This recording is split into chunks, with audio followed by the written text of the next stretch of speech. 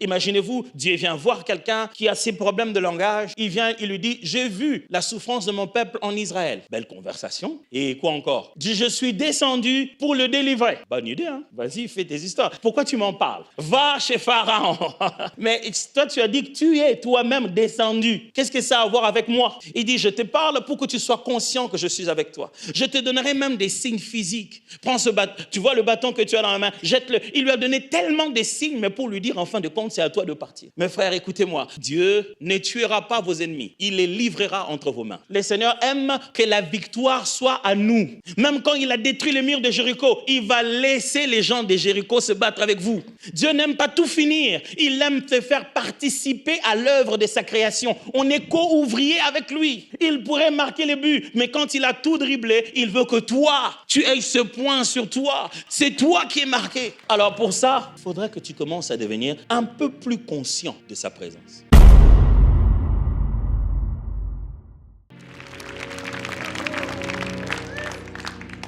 Aujourd'hui, j'aimerais nous partager ce thème. Prends conscience de la présence de Dieu dans ta vie. Prends conscience de la présence de Dieu dans ta vie. Est-ce qu'on peut le dire aux voisins?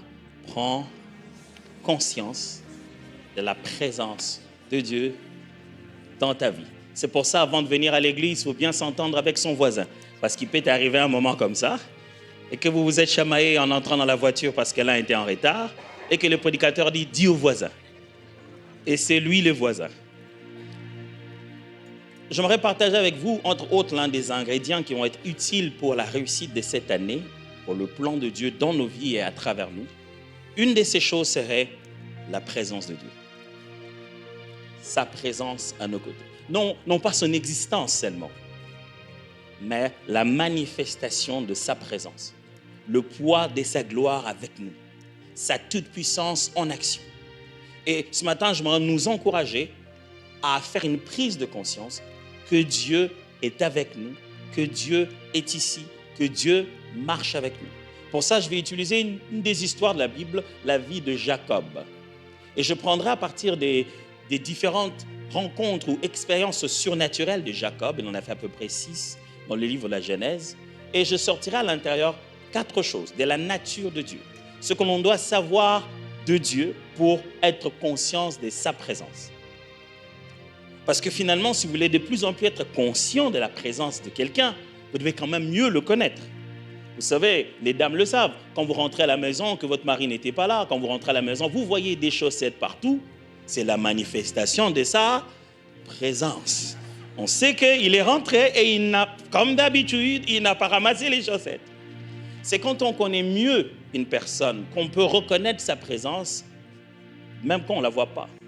Vous êtes toujours demandé comment on fait lorsqu'on est dans la chambre, même presque en train de dormir, et on entend quelqu'un marcher dans le couloir ou prendre les marches, on sait qui c'est, sans le voir. Tout de suite, ta tête a calculé le poids, il semblerait, c'est ça ce que le cerveau fait, il calcule tout de suite le poids de cette personne et le rythme de ses pas, il enregistre ça au jour le jour quand vous vivez ensemble. Et à partir de ce moment, ton cerveau est capable de dire, celui qui marche au couloir comme ça, c'est un tel. Nous, à la maison, on sait que quand ça fait tout, tu n'as même pas besoin de l'inspiration, tu dis tout de suite, Roland, arrête! Ça rattrape pas, ça doit être lui. Lorsqu'on commence à connaître la personne, on commence à prendre conscience de sa présence. Des fois, la voix, on ne l'a pas encore vue. On dit, c'est qui là? Tu te dis, oh, Tom, c'est là? Sa voix, tu n'as même pas vu son visage, il est possible que ce soit à la télé, tiens. Ah, mais c'était presque, c'est comme s'il était là. Quand on reconnaît sa voix, on reconnaît sa présence. Frères et sœurs, j'aimerais vous dire que cette année, nous ne pourrons rien sans sa présence. Il ne suffira pas de croire seulement, voilà, que Dieu existe et qu'il est bon. Il nous faudra voir les manifestations de sa présence. Moïse avait des conversations avec Dieu où c'était presque du chantage. Moïse, la relation de Moïse et Dieu, elle était vraiment exceptionnelle. Moïse arrivait à dire, oh, Gordon, comment ça va? Tu m'as manqué, Gordon. Super.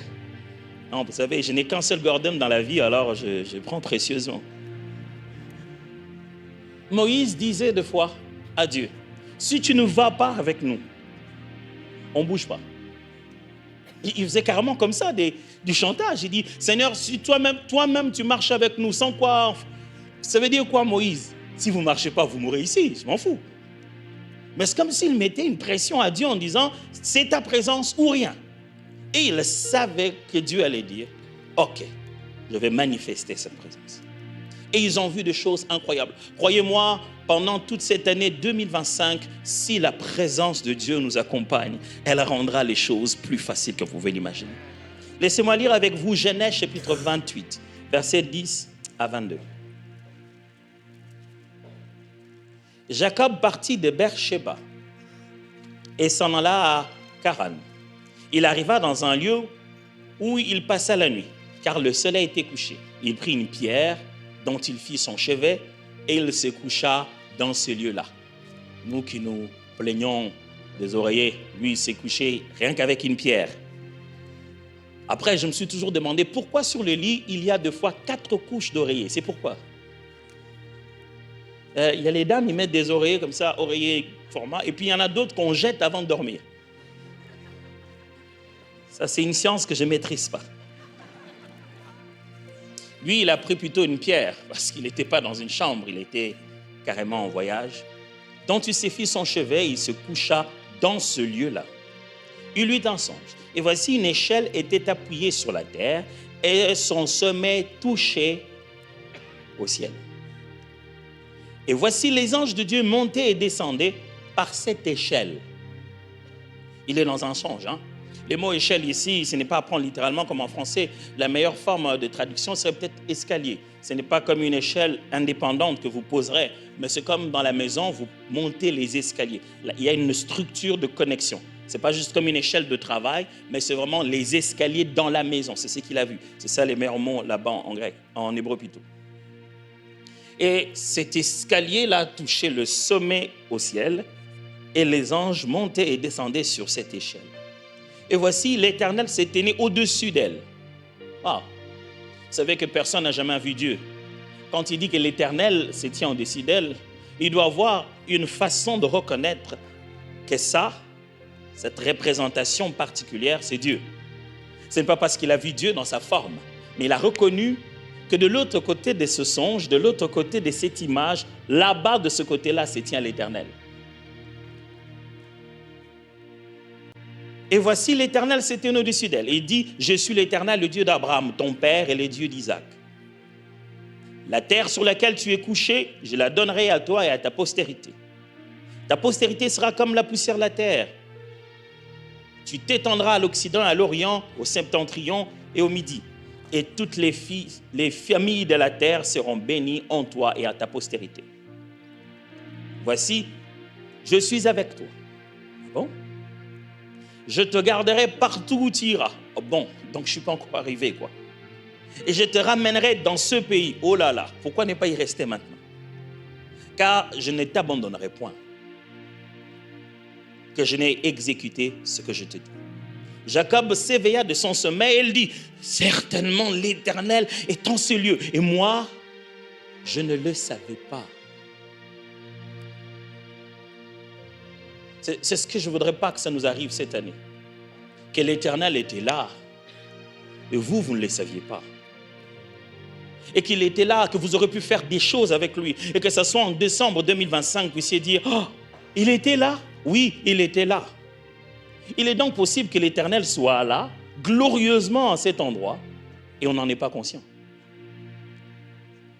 Il eut peur et dit, que ce lieu est redoutable. C'est ici la maison de Dieu, c'est ici la porte des cieux. Et Jacob s'éleva de bon matin, il prit la pierre dont il avait fait son chevet, il la dressa pour monument, il versa de l'huile sur son sommet. Je crois que c'est ce que je dois faire avec tous ces coussins à mon réveil. Dresser de l'huile dessus et les consacrer. Il donna à ce lieu le nom de Bethel, mais la ville s'appelait auparavant Luz. Jacob fit un vœu en disant, si Dieu est avec moi et me garde pendant ce voyage que je fais, s'il me donne du pain à manger et des habits pour me vêtir, et si je retourne en paix à la maison de mon père, alors l'Éternel sera mon Dieu. Cette pierre que j'ai dressée pour monument sera la maison de Dieu. et je te donnerai la dîme de tout ce que tu me donneras. Dans la Bible, moi qui parlais de ne pas transpirer, voilà que je transpire. Jacob, d'où ça vient cette histoire de Jacob? Vous savez très bien, commençons-le par Abraham. Abraham, vous savez, Abraham l'hébreu, c'est lui à qui Dieu a dit, écoute, quitte ta famille, va à un endroit que je te montrerai. Abraham, lui, qui a quitté chez lui, qui est allé comme ça sans savoir où il allait, jusqu'à ce que le Seigneur le montre un endroit où il devait rester. Abraham qui a attendu longtemps avec sa femme Sarah, Sarai, et longtemps attendu, ils ont eu un enfant finalement, le fils de la promesse. Abraham en a eu deux, parce qu'il a eu Ishmaël aussi. Mais finalement, le fils de la promesse est arrivé, il s'appelait Isaac. Et cet Isaac-là a connu la même chose que son père. Lui et sa femme ont attendu encore longtemps aussi pour avoir un enfant. Et jusqu'au jour où sa femme a eu une grossesse avec 2 enfants. Dans cette grossesse, beaucoup de prophéties, 2 nations, ainsi de suite. On explique plein de choses. Elle a finalement 2 enfants, Jacob et Ésaü. Ces 2-là, on sait que Jacob, il est bon cuistot, il s'occupe des choses qui sont à la maison, pendant qu'Ésaü est un chasseur. Et un beau jour, le père est presque mourant, il veut bénir les enfants. Parce qu'Ésaü était l'aîné, vous connaissez bien l'histoire de ne pas vendre son droit d'aînesse. À cause des lentilles, c'est ça? Franchement, il devait avoir faim. Vous connaissez l'histoire. Ici, nous sommes à un moment où Jacob, finalement, après avoir pris le droit d'aînesse, il a usé d'une certaine ruse avec sa mère et ils ont reçu la bénédiction de l'aîné. Et lorsqu'Ésaü se rend compte que le père a déjà béni Jacob, son petit frère, il réclame une bénédiction et son père lui dit, c'est déjà parti ça. Ce ne sont pas des choses qu'on récupère. Le voilà, il ne peut plus vivre là avec son frère parce que son frère est tellement fâché qu'il a promis de lui faire la peau, comme on dit. Il a dit, non, toi, je ne pourrais pas survivre avec toi. On ne peut pas vivre au même endroit, tu m'as trompé. Il faut que ta tête disparaisse. La mère ainsi que le père prennent la décision de l'envoyer ailleurs, chez son oncle, Laban. C'est là qu'il doit aller. Et maintenant, il est en voyage. Il est presque fugitif. Il fuit, il n'a pas tué quelqu'un. Il a juste pris sa bénédiction. Le voilà en train de partir seul. Il ne ressemble pas à quelqu'un de béni, là. Il s'en va seul. Mais avec la bénédiction qui ne se manifeste même pas. Le voilà en train de fuir quasiment. Et en cours de route, il s'arrête parce qu'il est déjà nuit, il doit dormir, il prend une pierre. Il prend une pierre. Une pierre qui a toujours été là. Il prend la pierre, se couche dessus, en mettant sa tête. Boum. C'est là qu'il a cette grosse vision. Il y a près de 6 rencontres différentes, spirituelles, des expériences spirituelles décrites dans le livre de la Genèse avec la personne de Jacob. Il y a cette vision de l'échelle. Il y a le songe de Jacob concernant Laban, son oncle. Il y a la rencontre avec les anges à Mahanaïm. Ils voient une troupe d'anges. Là, on est à Genèse 32. Concernant son oncle, c'est 31. Lorsqu'il lutte avec l'ange, vous vous souvenez, il le frappe à l'emboîture de pied, il le change de nom, il devient Ésaü, il devient plutôt Israël. Et au chapitre 35, Dieu lui demande de rentrer encore à Bethel. Et aussi la révélation divine lors de la descente en Égypte. Lorsque Dieu lui dit, ton fils est là-bas, vas-y, descends là-bas, je ferai de toi une grande nation. Jacob a la plupart des fois eu ces expériences spirituelles où soit c'est un songe, soit c'est une vision, soit c'est un ange qui lui apparaît. Il a eu ces expériences, entre autres au chapitre 31, où là-bas son oncle lui dit, écoute, si je dois te payer, je te paierai que les animaux tachetés. Et il va récupérer tous les animaux en bon état, qui n'avaient pas des taches, il part avec eux et tout. Il lui en laisse très peu. Et c'est dans un songe que l'Éternel lui parle et lui dit exactement ce qu'il doit faire. Il dit, quand les animaux entrent en chaleur, mêlant les feuilles d'amande, il donne une formule. Et il accomplit. Tout de suite, quand vous lisez les textes, on ne dit pas comment il a compris ça. C'est quand vous arrivez au chapitre 31, à partir du verset 10 à 13, que Jacob lui-même dit ouvertement que c'était à travers un songe qu'il a eu cette formule-là, de pouvoir faire en sorte que les animaux naissent tachetés. Et il a eu tellement d'animaux tachetés après, et c'était devenu ça son héritage. Prendre conscience de la présence de Dieu. Le terme présence de Dieu est très large, n'est-ce pas? Quand on dit la présence de Dieu, il y a des gens, dès qu'il dit la présence de Dieu, il va foncer les sourcils, il dit alléluia, la présence de Dieu. Mais la présence de Dieu, certains disent, bon, c'est simple, c'est juste Dieu qui est présent. Mais je veux vous dire qu'autant que Dieu existe et qu'il habite le lieu de sa gloire et qu'il prend de temps en temps des occasions pour manifester un brin, juste une toute petite partie de sa gloire. Et c'est là l'un des moyens forts par lequel on s'est dit, Dieu est ici. Quand vous lisez la Bible, vous verrez que Dieu n'a pas abandonné ces habitudes-là. Ce n'était pas quelque chose qu'il faisait dans l'Ancien Testament parce que les gens n'avaient pas la foi. Non, même dans le Nouveau Testament, il les fait encore. Paul dit, nous avons reçu un temps de dons spirituels pour que là même, au moment où venait au milieu de nous un non-chrétien, ou que quelqu'un venait avec un mouchoir blanc et vous le donnez, vous le prendrez tout de suite et bénirez les seigneurs pour ça. Il a dit, lorsque venait un non-chrétien, un non-croyant au milieu de vous, il fera ce témoignage. Dieu est réellement au milieu de vous. L'intention de Dieu de toujours exprimer une manifestation tangible de sa présence, ça, ce n'est jamais parti. C'est l'expression de son amour. C'est sa façon de nous dire qu'il nous aime. C'est sa façon de nous dire qu'il est là. C'est sa façon de nous rassurer qu'il est là.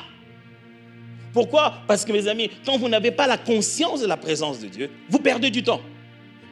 Vous perdez du temps. Vous savez, vous imaginez que moi, ça m'est arrivé 2-3 fois maintenant, ça va être difficile de raconter l'histoire de ma femme maintenant qu'elle est là. Je n'ai que des histoires de ma femme maintenant, comment je vais faire? Un jour, quelque part avec ma femme, plusieurs fois dans notre vie, plusieurs fois, on a cassé des portes de nos maisons parce que la clé ne se voyait pas. Surtout au début de notre mariage, on sortait, on fermait la clé à clé, et quand on revient, on ne voit plus la clé. C'est là que j'ai découvert que dans les sacs des femmes, il y a des niveaux. Donc il y a niveau maquillage, il y a des niveaux. Et puis on passe niveau après niveau, on cherche, on ne trouve pas. Et on casse la porte, dès qu'on entre, on trouve la clé. Et ce n'est pas une fois, c'est plusieurs fois. À se rendre compte qu'il y en avait là. Mais on a cassé la porte. Frère, n'essaye pas de casser la porte cette année. Trouve la clé. Dieu est avec toi. Rassure-toi que la présence de Dieu sera une meilleure clé. Tu n'as pas besoin de fournir des efforts inutiles là où tu as normalement déjà la clé avec toi. Quand on n'est pas conscient de la présence de Dieu, on perd le temps. On utilise la mauvaise méthode. On frustre l'action du Saint-Esprit. C'est l'Esprit de Dieu qui agit, mais on ne se rend pas compte que c'est lui. Et nous attristons l'Esprit parce qu'on n'est pas conscient de la présence de Dieu. Mais on manque aussi d'assurance. Quand la présence de Dieu n'est pas avec nous, on manque cette assurance. C'est pourquoi lorsque l'ange de l'Éternel apparaît, plusieurs fois quand Dieu envoie des messagers, il dit « N'aie peur de rien. Ne crains rien. » Il nous envoie toujours un signe comme ça pour nous fortifier. Quand la présence de Dieu est là, on n'est plus rassuré. On cesse de tourner en rond. Parce que lorsque on n'est pas conscient de la présence de Dieu, on tourne, on subit au lieu d'agir. On se laisse faire parce qu'on ne sait pas s'il est là ou non. Quand on n'est pas conscient de la présence de Dieu, on manque d'intentionnalité. On tâtonne. Quand on sait que Dieu est là, on le fait en connaissance de cause. Je l'ai fait parce que je sais ce que je fais. Quand on n'a pas conscience de la présence de Dieu, on manque d'initiative. On est là à croiser les bras en se disant, bon, un jour peut-être que le Seigneur nous fera grâce. Peut-être, mes frères et sœurs, vous serez étonnés de combien de choses que Dieu nous attend de nous faire. Et que nous avons les bras croisés en train de l'attendre, lui, faire. Il dit, mais ça c'est vous qui devez le faire. Il dit, mais Seigneur, sans toi nous ne pouvons rien. Il dit, ouais, justement, c'est pourquoi je suis avec toi. Mais il faut que je sache que tu es là, Seigneur, pour que je le fasse. Vous savez, quand Dieu vient te dire, je suis avec toi, ce n'est pas pour te mettre au repos, c'est pour te faire travailler. Chaque fois que Dieu vient te dire, je suis avec toi, ça veut dire, il faut bosser. Ça veut dire qu'il y a du boulot. Imaginez-vous, Dieu vient voir quelqu'un qui a ses problèmes de langage. Il vient, il lui dit, j'ai vu la souffrance de mon peuple en Israël. Belle conversation. Et quoi encore? Dit, je suis descendu pour le délivrer. Bonne idée, hein? Vas-y, fais tes histoires. Pourquoi tu m'en parles? Va chez Pharaon. Mais toi, tu as dit que tu es toi-même descendu. Qu'est-ce que ça a à voir avec moi? Il dit, je te parle pour que tu sois conscient que je suis avec toi. Je te donnerai même des signes physiques. Prends ce bâton, tu vois le bâton que tu as dans la main, jette-le. Il lui a donné tellement de signes, mais pour lui dire, en fin de compte, c'est à toi de partir. Mes frères, écoutez-moi, Dieu ne tuera pas vos ennemis. Il les livrera entre vos mains. Le Seigneur aime que la victoire soit à nous. Même quand il a détruit le mur de Jéricho, il va laisser les gens de Jéricho se battre avec vous. Dieu n'aime pas tout finir. Il aime te faire participer à l'œuvre de sa création. On est co-ouvrier avec lui. Il pourrait marquer les buts, mais quand il a tout dribblé, il veut que toi, tu aies ce point sur toi, que ça entre sur ton palmarès à toi. C'est toi qui es marqué.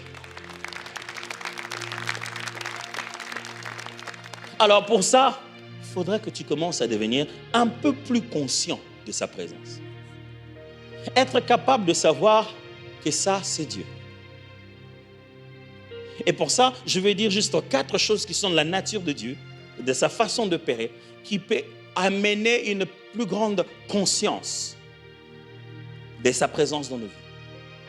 Mais avant ça, vous vous souvenez de ce qui s'est passé, qu'on appelle les buissons ardents? Où Moïse, dans Exode chapitre 3, pendant qu'il était en train de paître les troupeaux, il voit un endroit, il voit que ça brille. Il s'est dit, il va aller là-bas. Il se rend compte que le buisson est en flamme, mais ne brûle pas. Vous savez ce que la Bible dit pour ça, n'est-ce pas? La Bible dit, il vit un ange en buisson ardent. Si vous ne croyez pas, vous allez relire ça. Et vous allez vous rendre compte que ce que nous, on appelle un buisson ardent, la Bible appelle ça un ange en buisson ardent. C'est un ange de l'Éternel qui se manifeste devant lui en cette forme. C'est une apparition de la présence de Dieu, une apparition qui précède la manifestation de sa voix. Souvenez-vous encore, le peuple d'Israël est en train de fuir l'Égypte qui le poursuit, Pharaon et son armée. La journée, ils sont couverts par une nuée, par un ange de l'Éternel qui les couvre comme une colonne de nuée. Et la nuit, il n'y a pas d'électricité. Comment ils vont survivre là-bas? C'est l'ange de l'Éternel en colonne de feu qui brille durant toute la soirée pour qu'il ne manque pas d'électricité. L'ange de l'Éternel. Est-ce que le buisson ardent avait des yeux? Est-ce que les buissons ardents avaient des ailes? Est-ce que les buissons ardents avaient une forme physique qui nous ferait croire qu'il s'agit d'un ange? Surtout comment? Adam, même après avoir péché, il sut que Dieu vient dans le jardin. La Bible dit, il a su que Dieu est là. Frère, il y a différents niveaux de sensibilité de la présence de Dieu. Et mon souhait pour cette année, c'est que nous devenons plus sensibles qu'avant. Parce qu'il ne suffit pas de reconnaître la présence de Dieu quand on a les yeux fermés en prière. Parce que souvent, ce n'est pas à l'église qu'on a besoin de lui. C'est quelque part d'autre, on a une difficulté inattendue. C'est là qu'on veut savoir qu'il est avec nous. Et là, les façons de reconnaître sa présence ne sont pas les mêmes qu'à l'église. À l'église, il suffit que Gordon joue, tu sais que Dieu est là. Tu te dis, oh, alléluia. Directement, tu lèves les mains, tu te dis, alléluia. Mais comment tu fais quand tu traverses dans les couloirs? L'hôpital, il fait que des gens sont en train de mourir, salle après salle, les gens crient. Et tu sens que tu traverses carrément la vallée de l'ombre de la mort. Comment savoir qu'il est là, avec toi? Et te rendre compte que ce n'est pas parce que ça arrive dans le voisinage que ça touchera ma maison. et te dire que moi, je suis différent. Parce que l'Éternel Dieu est avec moi et parce qu'il est là, je vais agir autrement. J'ai une bonne nouvelle pour vous, bien-aimés. Dans cette année 2025, ici à Plénitude, les gens viendront pour la présence de Dieu. Il y en aura avant de commencer la musique. Il y en aura quand le culte est terminé. Les gens vont être ivres de la présence de Dieu. La Bible dit, lorsque le temple est inauguré, qu'est-ce qui se passe? On inaugure le temple par Salomon. On se prépare pour qu'on aille faire le sacrifice. Les sacrificateurs sont prêts, ils ont les ustensiles, ils veulent faire la cérémonie. Mais ce jour-là, pas de cérémonie. Pourquoi? La nuée de sa gloire a rempli le temple. Ils ne savent plus par où entrer. Ils se disent non, on ne peut pas le faire, il est déjà là. Quelles sont donc ces 4 choses? Premièrement, Dieu se sert du tangible pour révéler l'invisible. Si nous voulons devenir meilleurs dans notre façon de comprendre la présence de Dieu, retenons cette vérité. Dieu se sert du tangible, c'est-à-dire du matériel, du physique, pour révéler, manifester le spirituel et l'invisible. Ne séparez pas les deux. Je ne sais pas depuis quel moment nous autres êtres humains, nous avons accaparé le physique et on a laissé Dieu être spécialiste du domaine invisible et spirituel. Je ne sais pas pourquoi. Pourquoi tout ce qui se voit et tout ce qui se touche est humain? On irait même plus se dire scientifique. Et dès que c'est scientifique, Dieu sort de là. Sans oublier que la science, au fond, n'a rien créé, n'a fait qu'observer les lois de la nature et les a transformées, les a théorisées. Mais quelque part au fond de nous, on se dit, quand ça se touche, ce n'est pas le domaine de Dieu. Le domaine de Dieu, c'est l'invisible. Ok, donc je dois vous lire Hébreux chapitre 11, verset 3, dans la version parole vivante, dit ceci. C'est la foi qui nous fait connaître que l'univers a été créé et ordonné par une parole de Dieu. C'est-à-dire que le monde visible est sorti du néant et que tout ce qu'on voit procède de l'invisible. Tout ce qu'on voit procède de l'invisible. Ce n'est pas le visible qui crée l'invisible. Non. C'est l'invisible qui a créé le visible. Jusqu'aujourd'hui. C'est ce qu'il y a dans la tête d'un architecte qui a fait ce bâtiment. C'est toujours l'invisible qui se manifeste dans le visible. Si vous voulez fonctionner avec Dieu, sachez que Dieu aime rendre sa présence tangible. Ne prenez pas ça pour une folie qu'une pierre devienne une porte d'entrée spirituelle. Jacob arrive, c'est une pierre qu'il a mis sur son chevet. Il a mis juste sa tête et vous savez ce qu'il dit après? Il dit, c'est ici la maison de Dieu. Et littéralement, en hébreu, il dit, c'est ici le portail des cieux. Ce n'est pas pour dire porte comme on ouvrirait, c'est un peu comme on dit portail comme... Quel est le meilleur film qui utilise des portails? Les Marvel utilisent des portails, oui. À l'époque, moi, il y a vraiment longtemps, quand j'étais bon à regarder la télé, il y avait quelque chose qu'on appelait Gate something? Stargate, hein, c'est ça? Il y avait un gros portail comme ça qui devenait un peu comme de l'eau. Et les gens entraient et ils sortaient ailleurs. Vous avez déjà vu ça, non? Ça existe jusqu'aujourd'hui. Je crois que... Ouais, il y a même le gars, comment il s'appelle, qui fait des trucs comme ça. Un docteur, là. Ouais, il fait des trucs et puis ça ouvre un truc et on entre. On va ailleurs. C'est ce qu'on appelle un portail. C'est-à-dire que ça ressemble à une porte, mais ça connecte 2 dimensions différentes. C'est ce que Jacob dit. Il dit, c'est ici, à cet endroit, que se trouve un portail. Quand j'y ai mis ma tête, j'étais de l'autre côté. Frères et sœurs, vous devez savoir que quand Dieu a dit, mettez de l'huile, mettez de l'huile. Pourquoi on ne oint pas les gens juste avec autre chose? De l'huile de frein, par exemple. Ça c'était, on va te oindre de tout excès, on va sortir les démons d'excès de vitesse. Si on te oint de l'huile de frein, c'est parti. Tu n'auras jamais de contravention parce que C'est plus toi qui conduis, c'est l'huile qui conduit en toi. Pourquoi? C'est une huile et une huile bien particulière.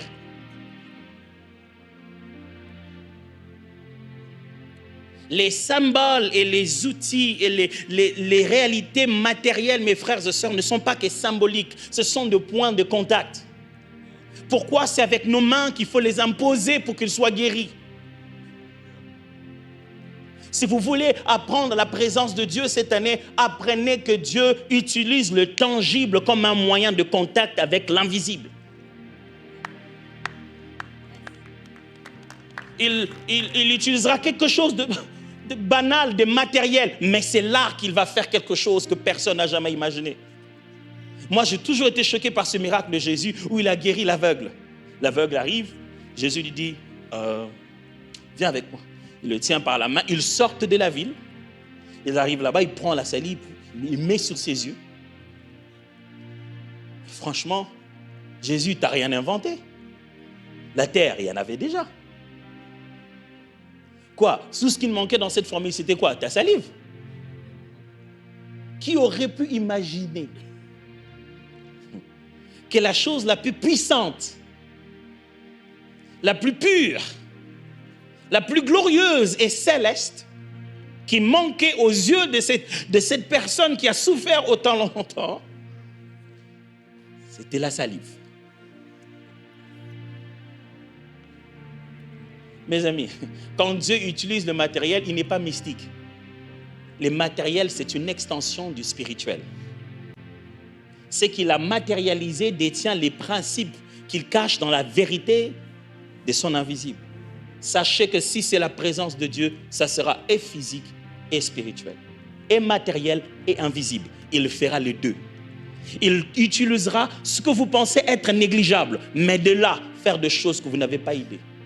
Mais pasteur, est-ce que tu ne nous enseignes pas l'Ancien Testament là? Et les gens manquaient de foi. Non, je vous enseigne la partie où des hommes, sans que qui que ce soit ne leur ait demandé, sont allés prendre des mouchoirs. Ne prenez pas le mien, il n'est pas le mien. Vous savez bien que ce n'est pas à moi, vous avez vu comment on me l'a donné. Je vais le rendre. Ils prenaient le mouchoir, comme ça. Des apôtres, sans leur permission, sans qu'il y ait eu l'évangile de mouchoir. Ils allaient les prendre. Et ils les mettaient sur des gens. Tenez-vous bien, s'ils étaient malades, on allait dire juste un point de contact. Comme ils ne pouvaient pas venir physiquement, alors ils les ont guéris à travers ça. Non, la Bible dit, ils les ont mis sur des gens qui étaient possédés d'esprits mauvais. Comme quoi les démons ont reconnu l'odeur. Je ne sais pas quoi, mais je ne sais pas ce qu'ils ont reconnu, mais quelque chose dans le contact de ces hommes qui portent la présence de Dieu a été imprimé dans leur mouchoir. Je veux porter la présence de Dieu au point d'imprimer à sa gloire où que je sois. Je prie Dieu pendant 2025 que tu sois porteur de l'arche de Dieu. Que tu as un degré de radiation où les gens, quand ils s'approchent de toi, ils vont s'habiller et se dire. Le degré de radiation est très élevé. Ça, c'est le degré de radiation de Moïse. On dit, Moïse, est-ce que tu peux te couvrir de temps en temps parce qu'on n'arrive pas à te parler. Mais ça pouvait juste être la présence de Dieu dans son cœur. Non, physiquement, ils l'ont vu. Demandez aux apôtres. Ils sont allés un jour à la montagne avec Jésus et là, boum. Il est devenu très brillant. On dit, wow, il a toujours été comme ça. Il y avait là plus que Moïse. Mais il savait comment, j'allais presque dire, contenir cette présence et la manifester au moment opportun. Je prie Dieu que cette année, quand tu es au travail, tu saches comment contenir cette présence. Mais dès qu'on en a besoin, transforme-toi tout de suite. Plus blanc qu'un foulon ne pourrait le faire. Deviens comme Jésus. Dès qu'il y a besoin de la présence de Dieu, on se dit, mais lui, il n'est pas du département de... Lui, il ne s'occupe pas des bois là derrière. Oui, quelqu'un qui s'occupe de bois peut mourir à la croix et sauver l'humanité. Je prie que où que tu sois, que la présence de Dieu soit la marque qui va te distinguer et qui va dire à tout le monde, Dieu est ici. Cette année, il y a des moments où tu rentres chez toi à la maison, ne rentre pas en père de famille, rentre en sacrificateur du Dieu vivant, chargé de l'offrande et du sacrifice de la maison. Entre-y, non pas juste parce que c'est ta maison que tu as payée, mais parce que tu es porteur de l'arche de gloire. Quand je vais piétiner chez moi, cette maladie dont on m'a parlé à la maison, elle va s'en aller. Cette année, il faut que tu prennes conscience de la présence de Dieu dont tu es porteur.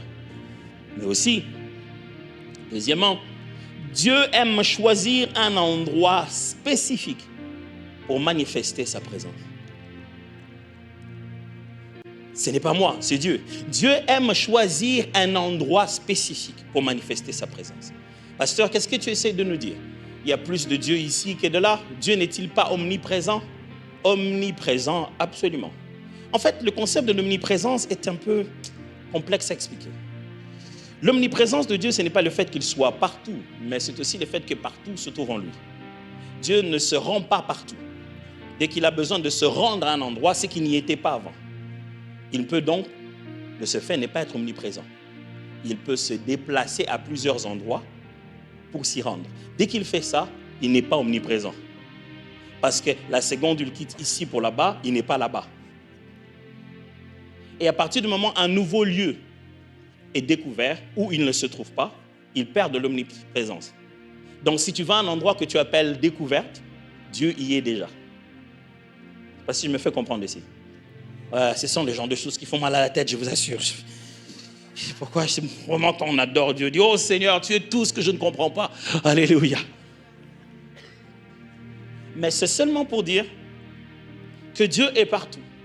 Mais c'est Dieu qui est partout. Je ne sais pas pourquoi, ne me le demandez pas. Mais dans la Bible, l'Ancien comme dans le Nouveau Testament, il choisit des lieux géographiques, physiques, où il dit « C'est ici que je vais me manifester. » Et ça devient un lieu de rendez-vous. Il a choisi un endroit mythique qu'on connaît tous, qu'on appelle un temple. Et il a fait de nous-mêmes des temples. Mais comme dans l'Ancien et le Nouveau Testament, Dieu aime des lieux où il dit « Ici, je vais me manifester. » C'est l'endroit qui va devenir mon lieu d'alliance. Je veux manifester ma gloire à cet endroit. Je ne sais pas comment vous expliquer ça, mais Dieu aime ça. Il aime donner rendez-vous à son peuple à un endroit, un lieu particulier. Il faut être là-bas. Est-ce que Dieu n'est pas suffisamment un Dieu de grâce pour pouvoir me voir là où je suis dans mon problème? Oui, il t'a vu dans ton problème, il a mis la salive même dans tes yeux, mais il t'a dit va te laver à Siloé. Est-ce qu'il n'y a pas de l'eau ici? Il sait qu'il veut te guérir de la lèpre, mais il dit Naaman, va te laver aux eaux de Jourdain. Il dit mais il n'y a pas d'eau chez nous. Dieu est un Dieu de lieux spécifiques. Dans Ézéchiel chapitre 48, le prophète a une vision grande de ce qu'on appelle Jérusalem, la grande Jérusalem de Dieu. Il est en train de la mesurer. Il mesure de fond en comble, haut, hauteur, largeur. Il arrive au verset 35, il dit « Le pourtour de la ville fera 9 kilomètres. Et dès ce jour, le nom de la ville sera l'Éternel est ici. Yahweh Shammah. » Le nom de la ville sera Yahweh Shammah. L'Éternel n'est pas là-bas au ciel, il n'est pas dans le lieu invisible. Il dit, une fois que vous avez fini l'endroit que j'ai décidé, sachez que ça deviendra le lieu de ma rencontre. Quelle est la plus grande promesse de la foi chrétienne? C'est un lieu. C'est de nous rendre dans la cité nouvelle, nous rendre chez nous. Frère, cette année, je prie que tu reconnaisses le lieu de ton rendez-vous avec Dieu. Puis-je te suggérer? Ce n'est qu'une suggestion, tu n'es pas obligé de le croire. Moi, je le crois déjà, ça fait déjà une personne. Et maintenant que j'ai une grande famille, ça fait déjà 6 personnes qui croient. Je devais vraiment ouvrir une boutique, j'ai déjà 6 clients, 5 à peu près. Voici ce que je crois, mes frères et sœurs. Je crois que Dieu est ici, dans cet endroit. Je crois que quand vous entrez dans ce lieu, ce n'est plus l'espace innove. Quand vous entrez dans ces lieux, c'est le rendez-vous avec Dieu. Chaque fois que nous venons à cet endroit, ces lieux sont consacrés. N'attends pas qu'un pasteur entre ici. Quand tu viens ici, sache que Dieu est ici. De là où tu te tiens, commence à parler avec Dieu. Si tu lui dis que tu es venu pour un miracle, j'aimerais te l'assurer, sans que personne ne t'ait vu. Là où tu te tiens, ton lieu de rendez-vous là avec Dieu, j'aimerais t'annoncer une bonne nouvelle, Yahweh Shammah. Il n'y a pas que les chaises qu'il y a ici. Il y a Dieu au milieu de nous, frères. Et c'est bien avant que la musique ne commence, bien avant que les hommes de Dieu entrent. L'Éternel, le Dieu de ce temple, a déjà rempli ce temple à n'importe quel moment. Quand nous venons ici, nous venons pour sa présence. Ne ratez pas ça. Parce que Dieu choisit des lieux spécifiques. À un moment dans ma vie, j'ai fait mes premières études en théologie en Afrique du Sud. Je n'y vais plus souvent, mais chaque fois que Dieu fait que je me rende en Afrique du Sud, j'ai toujours l'impression que je ne suis pas juste allé pour un voyage, j'ai un rendez-vous. Dès que je traverse les rues de cette ville, je me rends sensible, je me dis, Dieu, qu'est-ce que tu veux? Parce que j'ai chaque fois cette impression-là que Dieu m'a appelé ici pour un but. Ce lieu est un lieu différent. Et je vous assure, chaque fois que je sors de là-bas, il y a comme une clarté qui se passe dans ma vie. Vous avez déjà regardé ce film chrétien, Raw Room, je ne sais pas comment la version française on dit quoi. Pas ça. Raw Room, c'est seulement ça, non? Je ne vais pas faire la pub du film, mais c'est un film où on parle d'un Raw Room. C'est juste une histoire d'une dame où ça n'allait pas bien dans son foyer et tout, qui a découvert l'importance de la prière et surtout l'importance de consacrer une pièce de sa maison comme son lieu de prière. Elle a consacré son closet, a enlevé tous ses beaux habits. C'est devenu l'endroit où elle priait pour sa famille, ainsi de suite. Elle en a vu tellement de miracles, tellement de bonnes choses. J'aime comment ce film finit. Il finit quand un autre couple vient pour entrer dans leur maison. Et le monsieur qui devait venir quelque part d'Afrique, et quand il entre dans ces murs, il dit, je sens la prière dans ces murs. Vous savez, ça c'est complètement africain. On sent des prières dans les murs. Cette année, développez votre petit lieu sacré. Vous savez que quand je me mets ici, je n'ai pas besoin de parler deux fois. Mais quand je finis de pleurer ici, toutes mes larmes ont été une prière claire. Dieu vous appelle à un lieu spécifique. Et si vous n'en avez pas beaucoup, sachez que quand vous arrivez ici, quand vous êtes encore au parking, Yahweh Shammah. Quand vous êtes ici au hall, Yahweh Shammah. Quand vous traversez cet endroit, Yahweh Shammah. Quand la musique commence, Yahweh Shammah. Quand la prédication est en train d'être annoncée, Yahweh Shammah. Même quand on est en train de faire juste la communion fraternelle, l'Éternel est ici. Oh, l'Éternel est ici, mes frères. Je connais des gens, quand on leur dit, telle personne est ici, tout de suite, il ouvre son ordinateur, va chercher son plus grand projet de la vie parce qu'il sait qu'il veut lui demander de l'argent. Celui à qui l'on demande, c'est lui qui fait tout. Est ici la troisième des choses, l'avant-dernière. Dieu nous parle souvent avec clarté dans la solitude. Tous les six événements de Jacob le montrent. Dieu s'arrange toujours pour le tirer à un endroit où il est seul. Il le met dans des contextes où il laisse partir la famille, il laisse partir tout le monde, alors pouf, l'Éternel se manifeste à lui. Il est seul quelque part, pouf, l'Éternel aime ces moments de solitude pour se manifester à nous. Mes amis, vous voulez vous rendre compte que Dieu est présent? Quelquefois, ça vous demande l'absence de tout. Laissez le reste être absent et vous saurez que lui, il est resté présent. Vous ne pouvez pas vivre cette année et réussir sans vous imposer des petits moments de solitude. Des petits moments où vous abandonnez toutes sortes de supports. Vous savez, moi, à un moment, je n'arrivais plus à prier sans musique. J'avais toujours besoin d'une petite musique et tout et tout. Je priais, il fallait que j'allume une petite musique qui joue et je commence à prier. Un jour, je priais, je ne dis pas que c'est le cas pour tout le monde. Je priais, puis Dieu me dit, arrête un peu la musique. Ah, la musique. Il dit, oui, arrête un peu la musique. J'ai arrêté. Il dit, oui, continue. J'ai dit, mais j'ai besoin. Et il m'a dit, arrête la musique et prie. J'ai commencé à sentir que c'est devenu difficile. Et puis je dis, non, mais depuis quand j'ai du mal à prier sans la musique? Elle dit, moi aussi, je me demandais, depuis quand tu ne sais pas me parler sans la musique? Et là, j'ai très mal. Et le Seigneur m'a dit, je préfère encore le moment où toi-même, tu faisais ta propre musique. Celle-là, je l'aimais. Quand toi-même, tu prenais ta propre guitare. Ça, j'aimais. On dirait qu'on ne peut plus parler sans musique. Avant de me parler, tu te rassures d'abord si oui ou non il y a la musique. Tu penses que moi j'ai besoin de musique? Tu penses que pour que je te parle, j'ai vraiment besoin de cette musique? Ou au milieu de cette musique, deux fois tu ne m'entends pas? Deux fois, je dis, mais Seigneur, c'est bien. Il dit, oui, il n'y a rien de contre. C'est bien de prier, de louer, de glorifier dans la musique. Il dit, mais quelquefois, tu n'es plus attentif. Tu es déjà dans un état second, tu as peur de ton silence. Tu as peur de voir les pensées qui vont commencer à venir. Je veux ce silence total pour que tu te voies toi-même tel que tu es et que tu apprécies l'œuvre que je fais en toi. Frère, cette année, Dieu va vous amener dans une certaine solitude. Ça sera pour manifester sa présence. Quand vous aurez l'impression que les amis se sont un peu éloignés, c'est parce que Dieu veut se rapprocher. Dieu se dit, on est trop nombreux. Fais partir les uns et les autres et tu sauras que je suis là. J'aime ce texte, justement. La Bible dit, dans Osée 2, 16, c'est pourquoi je vais la conquérir, la mener au désert et parler à son cœur. Je vais la reconquérir, la mener au désert et parler à son cœur. C'est là que je lui donnerai des vignobles d'Adam et la vallée d'Accord deviendra une porte d'espérance. Là, elle répondra tout comme au temps de sa jeunesse, au temps de sa sortie d'Égypte.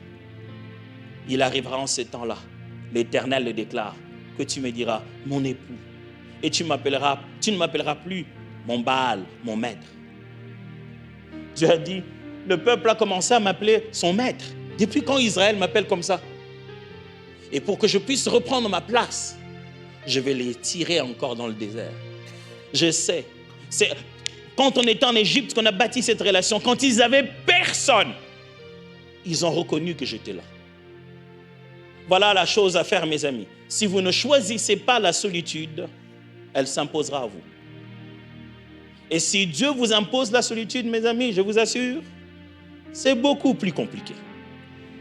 Choisissez vous-même de placer des moments de votre vie où vous allez seul avec Dieu. Sinon, il va tout vous retirer. Et ça, c'est plus difficile. Et en fin de compte, la quatrième chose qui nous permet de comprendre la nature de Dieu sur la manifestation de sa présence, en se basant sur les différentes expériences de Jacob, c'est que Dieu envoie ses anges pour témoigner de sa présence. Dieu envoie ses anges pour témoigner de sa présence. Qu'est-ce que je dis? Nous tous, nous allons voir des anges pendant cette année. Non, je suis juste en train de dire que nous tous, cette année, Dieu nous enverra quelqu'un. Par le mot ange, il ne s'agit pas seulement d'une créature surnaturelle que Dieu envoie. Il s'agit de tout messager de Dieu. Pendant cette année, l'Éternel il utilisera quelqu'un. Et même plus, l'Éternel vous utilisera, vous, comme une confirmation de sa présence chez quelqu'un d'autre. Cette année, décidez d'être un ange de Dieu. Décidez d'être un instrument de Dieu. Cette année, décidez d'être fou et folle et d'aller dire à quelqu'un, tu sais, chaque fois que je te rencontre, j'ai toujours cette pensée qui me vient à cœur, que je dois faire ceci pour toi. Écoute, je l'ai fait quand même. Et tu verras comment il va te regarder et dire, oh, ce n'est pas vrai. J'ai prié pour ça. Avant de venir ici, ma femme et moi, on a prié, on voulait tellement que notre fille aînée reprenne ses leçons de piano pendant qu'on sera ici, puisqu'on sera obligé de rester souvent à la maison. Ça sera l'occasion de rêver qu'elle puisse s'améliorer davantage. On était en train de se dire, ah ok, quand on arrive, il faut vraiment qu'on achète un piano, ça va vraiment l'aider. Ce matin, je crois, ou hier soir, j'ai eu un message de quelqu'un qui me montrait une vidéo du piano qu'on voulait pour notre fille. Le piano, c'est exactement comme on le voulait. Il y a une possibilité de mettre un casque et ne pas déranger les autres. Il m'a dit, je ne sais pas si vous en aurez besoin. Je prie pour toi cette année que tu sois le messager de Dieu. L'instrument par lequel l'autre dira, ouh, Dieu me connaît. Par un geste aussi banal, faites seulement ce que Dieu vous demande de faire et quelqu'un saura que Dieu est réellement ici. Vous pouvez être ce dernier signe, ce dernier mouvement céleste que quelqu'un attendait. Vous savez, quand vous obéissez à Dieu, vous ne sentez pas le côté waouh de la chose. Mais c'est celui qui reçoit, qui vous regarde et dit, comment tu sais ça? Je ne sais rien, je sais juste que j'ai senti que je devais juste... Frères et sœurs, je prie qu'en 2025, nous devenions des anges de l'Éternel qui apportent le message de sa présence. Que vous appelez quelqu'un au bon moment. Dès qu'il prend le téléphone, il dit, oh, et comment ça va? Je voulais savoir comment ça se passe avec ta famille. Est-ce que je peux prier pour toi? Il dit, oh, j'en avais vraiment besoin. Et que ce soit le signe par lequel il dit, Dieu me connaît vraiment. Pourquoi il m'a appelé? Il m'a demandé à faire ça seulement. Alors cette année, préparez-vous à être fou et folle. Préparez-vous à faire seulement la petite chose que Dieu vous demande. Et ça peut être la manifestation puissante de sa présence. Juste un geste comme ça. Regardez Jacob. Chaque fois, il y avait toujours un ange qui apparaissait. Une fois même, il a juste vu une troupe d'anges. Il les a vus juste comme ça, beaucoup d'anges. Ils ne lui ont rien dit. Il a juste vu beaucoup d'anges. Et qu'est-ce qui se préparait?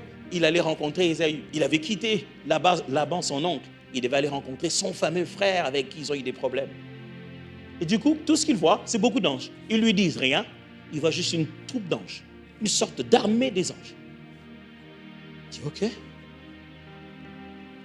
Je vais aller rencontrer mon frère. Ça va être comment? Si j'ai beaucoup d'anges ici, est-ce que Dieu veut me dire que ça va chauffer? J'ai besoin de protection. Mais ce qu'il y a de beau, vous savez, la langue hébraïque, c'est une langue qui est remplie de jeux de mots. Ce n'est pas juste les textes qui ont un sens, mais c'est les jeux de mots qui cachent aussi la signification. Et la Bible dit, Jacob, lui aussi, fait des compartiments. Il envoie des messagers à son frère pour lui dire, écoute, je veux finir comme ceci, j'ai les enfants, Dieu m'a béni. Il a envoyé aussi une troupe de personnes. Il a séparé sa cargaison en des petites troupes. Il a envoyé d'abord les choses, les dons, il a envoyé les enfants, les femmes, il est resté seul. Les mots qu'il utilise là-bas en hébreu, on dit, après qu'il ait rencontré des anges, lui aussi, il a fait des séries d'anges. Il a fait aussi ses messagers, une troupe à lui. Il dit, je vais envoyer messager après messager pour calmer la colère de mon frère. Il y a des fois des anges qui viennent en haut. Il y en a d'autres qui sont déjà ici en bas, que l'Éternel va utiliser. Mais cette année, tu sauras que Dieu est réellement avec toi. Quand un parfait inconnu te dira exactement ce que tu sais. Exactement ce qui vient de Dieu. Je prie cette année que tu ne sois pas seulement celui qui va bénéficier des anges, mais que tu sois un ange que l'Éternel va utiliser pour la vie de quelqu'un. En venant chaque fois au culte dans cette église, à partir d'aujourd'hui, dis-toi, Seigneur, fais de moi ce que tu veux. Utilise-moi pour quelqu'un aujourd'hui. Utilise-moi pour quelqu'un aujourd'hui au travail. Que je sois un ange pour quelqu'un aujourd'hui au travail. Vous savez, il y a des jours où tu as juste envie d'apporter à manger, tu te dis, mais ça sera un peu de trop. Mais tu sens qu'il faut que tu en apportes, tu apportes et tu te rends compte qu'un collègue en avait tellement besoin ce jour-là. Et quand tu lui donnes, il dit, oh, merci, tu es un ange. Dis-lui, ouais, je le savais. Ça vous semble banal, mais nous n'avons pas tous les mêmes raisons de croire à la présence de Dieu. Certains demandent des signes complètement inutiles. Tu te dis, c'est ça ton signe pour savoir que Dieu est Dieu? Oui. Si Dieu est Dieu, vraiment, j'ai faim, il faut que je mange. Et c'est toi qui amènes la nourriture. Et tu dis, écoute, aujourd'hui, j'en avais amené un peu plus pour toi. Et quand tu l'ouvres, c'est exactement ce qu'il aime. Non, mais comment tu as su que c'était... Il fallait que tu amènes la poutine.